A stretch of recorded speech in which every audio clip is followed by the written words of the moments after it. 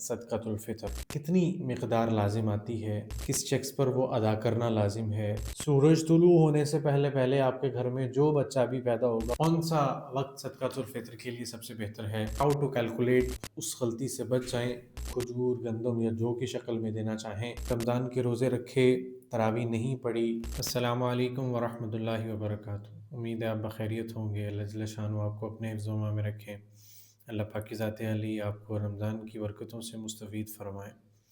रमज़ान मुबारक में जहाँ बाकी इबादत हैं, वहाँ पर अल्लाह जल्ल शानो की तरफ से गरीबों का भी हिस्सा अल्लाह ने दीन के अंदर इस तरीके से रखा कि माली मुआवनत के ज़रिए से उनको उसमें शामिल हाल किया जाए।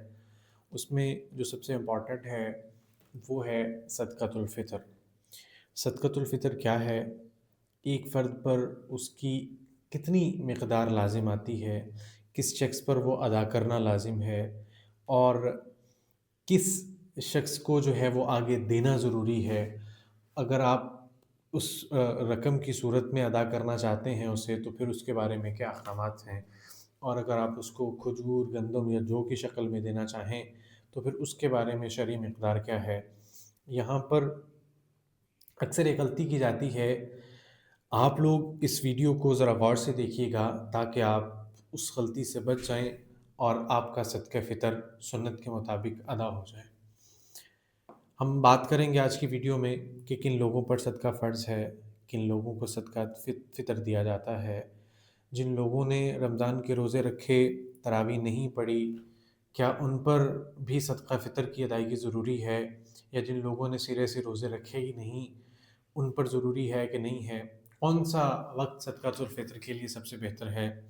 और सबसे अहम सवाल जो बैरून मुल्क पाए जाने वाले जो हमारे हमवतन साथी हैं, उनके अकॉर्डिंग कि जो इस वक़्त बैरून ममालिक में मुक़ीम हैं, वो सदक़ातुल फ़ितर किस तरीके से अदा करें। ये तमाम मसाइल आपके सामने मैं एक-एक करके डिटेल से रखूँगा। मैं नहायत सादा अल्फ़ाज़ में स्टेप बाय स्टेप ये तमाम अहकामात आपको समझाने की आज की इस वीडियो में कोशिश करूँगा। तो आइए शुरू करते हैं। सबसे पहले ये समझ लें कि सदका फ़ितर कितना अहम है। रसूलुल्लाह सल्लल्लाहु अलैहि वसल्लम ने इरशाद फ़रमाया, जामे सगीर स्यूती में हदीस नंबर 3570 में हुज़ूर पाक अलैहिस्सलातु वस्सलाम फ़रमाते हैं, सौमु रमज़ाना मुअल्लक़ु बैन अस्समाई वल अर्ज़ि व ला यरफ़अु इल्ला बिज़कातिल फ़ित्र। रमज़ान के रोज़े ज़मीन और आसमान के दरमियान मुअल्लक़ रहते हैं, ऊपर नहीं उठते जब तक कि सदक़ाए फ़ितर अदा ना कर दिया जाए। यानी आपने 29-30 रोज़े जितने भी रखे हैं, उन रोज़ों की कबूलियत सदका फ़ितर की अदायगी पर मौक़ूफ़ है। इसलिए बेहतर है कि सदका फ़ितर को हल्का ना लिया जाए। मैं बहुत सादा अल्फ़ाज़ में ये जवाब देना चाहूँगा कि जो सवाल है हमारा कि सदक़ातुल फ़ितर किस पर वाजिब है, उसका एक सादा सा सवाल है कि जो मुसलमान हो, आज़ाद हो। जो मुसलमान भी हो और आज़ाद भी हो, उन दोनों सूरतों में अगर आपके अंदर ये 2 चीज़ें पाई जाती हैं कि आप ग़ुलाम नहीं हैं और आप नॉन मुस्लिम नहीं हैं, तो फिर आप पर सदक़ातुल फ़ितर देना हर हाल में लाज़िम है कि आपकी माली मुआवनत, आप साहिब निसाब हों, कि उतना माल आपके पास हो जिससे आपकी ज़रूरत पूरी होने के बाद भी अगर आपके पास बचा हुआ है, तो फिर आप पर सदका फ़ितर देना लाज़िम है। मैं यहाँ पर दोहराता चलूँ कि 3 शर्तें हैं। पहले नंबर पे ये कि आप मुसलमान हों, दूसरे पे ये कि आप आज़ाद हों, तीसरे पे ये कि आप साहिब निसाब हों। और साहिब निसाब ये है कि आपकी ज़रूरत के बाद एक्स्ट्रा माल आपके पास बचा हुआ हो, तो फिर आप पर जो है वो सदका फ़ितर देना वो लाज़िम है। यहाँ पे सदक़ातुल फ़ितर बेसिकली हम किसको दें, इसका जवाब बहुत वाज़ेह है कि जो लोग ज़कात के मुस्तहिक़ हैं, उन्हें सदका फ़ितर भी दिया जा सकता है। यानी वो गरीब, वो मस्कीन जो ज़कात लेने के हक़दार हैं, उनको सदक़ातुल फ़ितर भी दिया जा सकता है। अगर आपने किसी ऐसे शख़्स को सदका फ़ितर दे दिया जो ज़कात का मुस्तहिक़ नहीं है, मसलन कोई ख़ुद ऑलरेडी कोई साहिब निसाब है, कोई अमीर आदमी है जिसको ज़कात नहीं लगती, अगर आप उसको सदका फ़ितर देंगे तो फिर आपका सदका फ़ितर अदा नहीं होगा। लिहाज़ा ये एहतियात ज़रूर करें कि जिसे दे रहे हैं ये तसल्ली कर लें कि वाक़ई मुस्तहिक़ है। अब अगर तो वो मुस्तहिक़ है तो आप उसको दे सकते हैं, अगर नहीं है तो फिर आपका सदक़ातुल फ़ितर वहाँ पे अदा नहीं होगा। यहाँ तक चीज़ें आपको क्लियर होंगी। اب میں آگے بات کرنا چاہوں گا کہ صدقۃ الفطر کب دیں۔ سب سے افضل وقت جو ہے وہ عید کے دن صبح صادق سے پہلے، یعنی عید کی نماز سے پہلے صدقہ فطر ادا کرنا چاہیے۔ یہاں پہ دو پوائنٹس ہیں علماء کے۔ ایک وہ لوگ ہیں جو کہتے ہیں سارے روزے رکھنے کے بعد عید کی نماز سے پہلے پہلے آپ اس کو ادا کر دیں، تاکہ اگر آپ کے روزوں کے اندر کوئی کمی کوتاہی رہ گئی ہے تو اس صدقہ فطر کی وجہ سے اللہ جل شانہ اس کو پوری کر دیں گے۔ جبکہ ایک دوسرا پوائنٹ ہے جس کو میں میری ذہنیت کے مطابق جو زیادہ ویلڈ ہے کہ اگر آپ نے کسی غریب کی مدد کرنی ہے تو وہ رمضان کے شروع میں ہی کر دیں، تاکہ وہ اس کے اکارڈنگلی اپنے آپ کو، اپنی ضرورتوں کو وہ اچھے طریقے سے پورا کر سکے۔ آپ کا مال جو اللہ نے آپ کو دیا ہے وہ کسی غریب کے بھلے کے لیے زیادہ اچھے طریقے سے استعمال ہو جائے، اس لیے اس کو ٹائملی ادا کر دینا چاہیے۔ اس میں بہتر وقت کیا ہے، آپ اپنی اس سارے سنیریو کے اکارڈنگلی اس کو ڈیسائیڈ کر سکتے ہیں۔ رمضان المبارک کے رمضان کے درمیان بھی اگر آپ دے دیتے ہیں تو وہ بھی، اس میں کچھ بھی غلط نہیں ہے، ناجائز نہیں ہے، سب جائز ہے، آپ کا صدقہ فطر اس وقت میں بھی ادا ہو جائے گا۔ لیکن عید کی نماز سے پہلے پہلے اس کو ہر حال میں ادا کر دینا ضروری ہے۔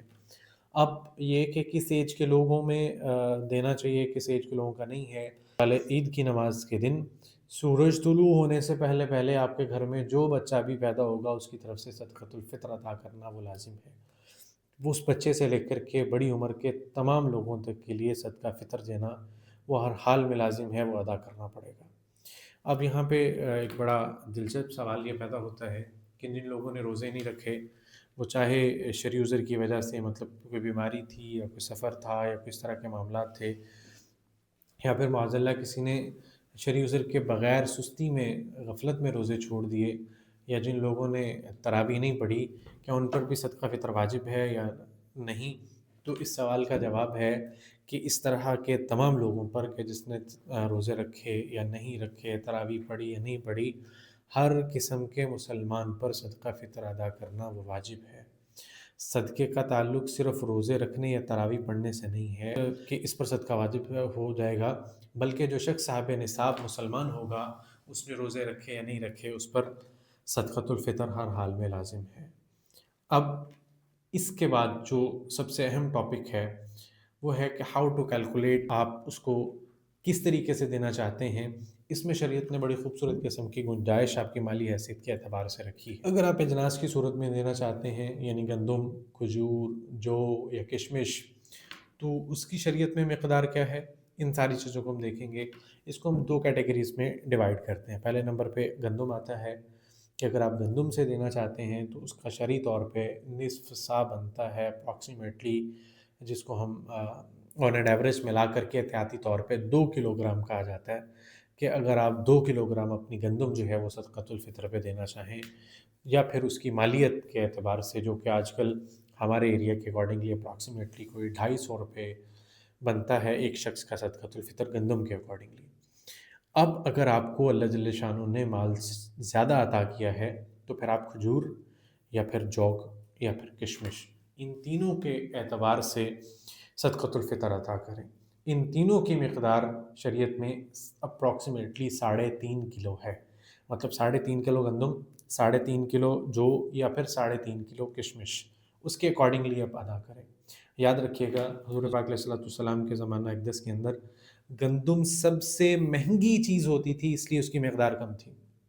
وہاں پر کھجور، جو اور کشمش گندم کی بنسبت سستے ہوتے تھے، گندم مہنگی ہوتی تھی، اس لیے گندم جو ہے یہاں پر اس وقت 2 کلو کے اپروکسیمیٹلی بنتی ہے ہمارے ہاں، اور کشمش اور کھجور اور جو ہے وہ اپروکسیمیٹلی 3.5 کلو پر پرسن کے اکارڈنگلی بنتی ہے۔ اب یہاں پہ سوال پیدا یہ ہوتا ہے کہ اس میں اس کی مالیت کتنی بنتی ہے۔ میں وہ مالیت آپ کے سامنے رکھتا چلوں کہ اگر آپ گندم دے رہے ہیں تو وہ تقریباً 250 روپے پر پرسن بنتا ہے، اور اگر آپ اس کو جو یا پھر جو کے آٹے کے اکارڈنگ کرنا چاہتے ہیں تو وہ اپراکسیمیٹلی 1050 روپے بنتا ہے 3.5 کلو کا، اور اگر آپ اس کو کھجور کے اکارڈنگلی دینا چاہتے ہیں تو 1950 روپے اوسطاً درجے کے کھجور آپ لگا لیں تو 1950 روپے پر کے جو ہے نا پرسن وہ آپ کا فطرانہ بنے گا۔ اور اگر آپ کشمش کے اعتبار سے لگاتے ہیں تو 3.5 کلو کشمش کے اعتبار سے اور اپروکسیمیٹلی 4200 روپے جو ہے وہ آپ کا بنتا ہے فطرانے قیمت میں۔ بلکہ میں یہ آپ کی اسکرین پہ اس وقت ایک چارٹ شو ہو رہا ہوگا، جس کے اندر ساتھ ساتھ انہوں نے باقی تھوڑی سی ڈیٹیل بھی ایڈ کی ہوئی ہیں۔ اس ڈیٹیل میں یہ ہے کہ اگر آپ کا فطرانہ ہے وہ یہ بن جائے گا فطرانے کی مقدار، اور اگر آپ نے کسی شرعی مجبوری سے روزہ چھوڑا، شرعی مجبوری میں یہ وہ شخص جو کہ دوبارہ روزہ نہیں رکھ سکتا، بیماری اس کی طبیعت کی حالات ایسے ہیں، تو پھر وہ روزے کا فدیہ دے سکتا ہے۔ تو اگر گندم کے اعتبار سے جو فطرانہ تھا وہ روزے کا فدیہ بنے گا، اگر آپ جو کے اعتبار سے دیتے ہیں تو پھر اس کے اکارڈنگلی بنے گا۔ تو آپ ایک بار چارٹ میں سامنے بڑا کلیئر کر کے شو ہو رہا ہے کہ گندم کے اعتبار سے 250 روپے فطرانہ ہے، ایک روزے کا فدیہ بھی 250 روپے ہے، اور 30 روزوں کا فدیہ 7,500 روپے بنتا ہے۔ اور اگر کوئی اس سے کم روزے قضا کر رہا ہے تو اس کو 250 سے ملٹیپلائی کر کے گندم کے اکارڈنگلی فدیہ دے سکتا ہے۔ لیکن جن لوگوں کو اللہ جل شانہ نے مالی حیثیت دی ہے، تو جس اللہ نے دیا ہے اس اللہ کے راستے میں بھی اسی کے اکارڈنگ ہی دینا چاہیے، اس میں کنجوسی نہیں کرنی چاہیے۔ تو اللہ نے اگر آپ کو مال زیادہ دیا ہے تو پھر آپ کھجور یا پھر جو اور کشمش جو ہیں، ان چیزوں کے اکارڈنگلی بھی آپ اللہ جل شانہ کے راستے میں دیں، بلکہ میں کہتا ہوں ضرور ضرور دیں۔ اگر آپ کی حیثیت اچھی ہے تو آپ جو کے اکارڈنگ موو ہو جائیں، اگر آپ اس سے زیادہ مالدار ہیں تو وہ جو کھجور ہے، پھر سب سے بڑھ کر کے کشمش ہے، آپ کشمش کے اکارڈنگلی جو ہے وہ اللہ جل شانہ کے راستے میں اپنا صدقۃ الفطر جو ہے وہ لازمی ادا کریں۔ اس میں قرآن پاک میں سورہ آل عمران میں آتا ہے لن تنالوا البر حتى تنفقوا مما تحبون، کہ تم ہرگز نیکی کو نہیں پہنچ سکتے جب تک کہ اپنی پسندیدہ چیزوں میں اللہ کے راستے میں خرچ نہ کر دو۔ تو جس کے پاس مال ہے اس کو ضرور غریبوں کا خیال رکھتے ہوئے اس کے اکارڈنگلی خرچ کرنا چاہیے۔ اب ایک امپورٹنٹ سوال یہاں پہ یہ ہے، جو سب سے بڑی کنفیوژن ہے عمومی طور پہ یہ ہوتا ہے کہ جو بھائی پاکستان میں موجود نہیں ہے، بیرون ملک مقیم ہے، وہ خلیجی ممالک میں یورپ، امریکہ، کینیڈا وغیرہ کہیں پہ بھی رہتے ہیں، وہ صدقۃ الفطر کیسے ادا کریں؟ کیا وہ پاکستان میں صدقۃ الفطر بھیج سکتے ہیں یا نہیں بھیج سکتے؟ یہ دوسرا سوال ہے۔ جواب یہ ہے کہ بھائی آپ صدقۃ الفطر پاکستان میں بھیج سکتے ہیں، لیکن یہاں جو غلطی کی جاتی ہے میں اس کو پوائنٹ آؤٹ کرنا چاہوں گا۔ بہت سے لوگ یہ کرتے ہیں کہ وہ پاکستان میں اپنے گھر میں کال کرتے ہیں کہ جی آپ کے یہاں جتنے فطرانے کی مقدار بنتی ہے وہ ہمارے لوگوں کی کاؤنٹنگ کے اکارڈنگ جی آپ پاکستان میں اتنی ادا کر دینا۔ مثال کے طور پہ کہ اگر پاکستان میں صدقۃ الفطر 300 روپے بن رہا ہے اور بندہ آپ کا جو ہے وہ امریکہ کینیڈا میں بیٹھا ہوا ہے، وہ کہہ دے کہ میری طرف سے 300 روپے ادا کر دو، تو اس کا صدقۃ الفطر ادا نہیں ہوگا، یہ غلط طریقہ ہے۔ اس طرح اس کا صحیح طریقہ یہ ہے کہ آپ کو دیکھنا چاہیے کہ جس ملک میں آپ رہ رہے ہیں، جس شہر میں آپ مقیم ہیں، وہاں پر ان اجناس کی کیا قیمت ہے۔ مثال کے طور پر اگر آپ اس وقت سعودی عربیہ میں مقیم ہیں تو 3.5 کلو کھجور کی قیمت فار ایگزامپل وہاں پہ 150 ریال بنتی ہے، اور اسی طریقے سے اگر ہم وہاں پہ آٹا 2 کلو لگائیں وہ تو اپروکسیمیٹلی 30 ریال کا سپوز اگر بنتا ہے، تو پھر وہاں پہ جو آپ کی 150 روپے کھجوروں کے پیسے بنے ہیں وہ 150 روپے آپ یہاں کسی کو پاکستان میں فطرانے کے طور پہ بھیج دیں گے تو ادا ہو جائے گا۔ ایسا نہیں ہے، کھجور یہاں پہ اگر پاکستان میں سستی ہے تو پھر آپ یہاں پہ اس کو 150 نہیں دے سکتے، 150 ریال اگر آپ کا وہاں بنا ہے تو آپ کو 150 ریال ہی دینا پڑے گا یہاں، پھر آپ کا صدقۃ الفطر ادا ہوگا، اس طریقے سے ادا نہیں ہوگا۔ ہمارے یہاں کچھ کنٹریز فار ایگزامپل سعودیہ اور قطر میں صدقۃ الفطر کی اوسطاً مقدار 15 سے 25 ریال ہے، وہ علاقے ٹو علاقہ جو ہے نا وہ تھوڑا بہت چینج ہو جاتا ہے۔ دبئی میں 20 سے 30 درہم ہے، انگلینڈ میں 5 یا پھر 3 سے 5 پاؤنڈ جو ہے 3.5 سے 5 پاؤنڈ، امریکہ اور کینیڈا میں 7 سے 10 ڈالر جو ہے وہ بنتے ہیں، عمان میں 1.5 to 2 عمانی ریال جو ہیں وہ صدقۃ الفطر بنتا ہے، بحرین اور کویت میں 1.5 سے لے کے 2 کی لمٹس آتی ہیں کہ 1.5 سے لے کے 2 دینار تک۔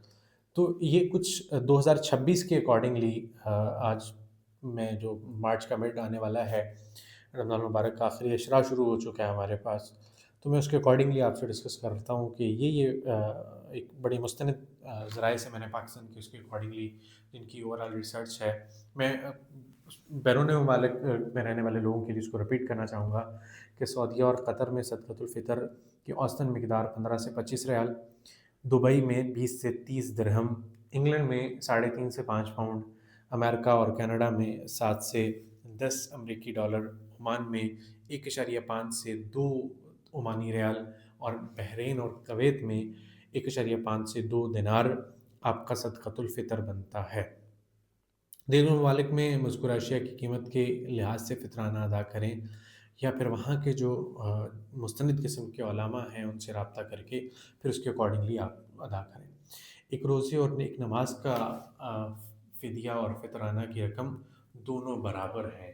اگر آپ کی نماز قضا، علماء اس کا سارا مسئلہ یہ ڈیٹیل ہے، اگر آپ کو اس میں کوئی کوشچن ہو تو کمنٹ سیکشن میں بات کر سکتے ہیں۔ میت کی وصیت ہو کہ اس کے فوت شدہ نمازوں اور روزوں کا فدیہ لازمی دینا چاہیے۔ اگر وصیت نہ ہو تو ورثہ اپنی طرف سے ادا کر سکتے ہیں۔ دن رات میں وطر سمیت کل 6 نمازوں کا فدیہ آپ کو دینا جو ہے بہرحال میں ضروری ہے۔ تو آج تک کہ میرا خیال ہے اس میں آپ کے بہت سارے سوال کلیئر ہو چکے ہوں گے۔ اللہ جل شانہ ہم سب کو صحیح طریقے سے صدقۃ الفطر ادا کرنے کی توفیق عطا فرمائے۔ اللہ جل شانہ ہمارے روزوں کو قبول کریں اور ہمارے صدقۃ الفطر کو اللہ قبول کریں۔ ایک درخواست آپ سے یہ ہے کہ آپ ویڈیو کو صدقہ جاریہ کی نیت سے زیادہ سے زیادہ دوستوں تک پہنچائیں، اپنے خاندان والوں کو، اپنے دوستوں کو، آپ کے جو ڈفرینٹ سوشل میڈیا کے گروپس اور پلیٹ فارمس ہیں وہاں پہ شیئر کریں، تاکہ زیادہ سے زیادہ مسلمان صحیح طریقے سے صدقۃ الفطر ادا کر سکیں۔ دعا ہے اللہ جل شانہ ہم سب کے حامی و ناصر ہوں۔ جزا اللہ عنا سیدنا محمد و اہلہ۔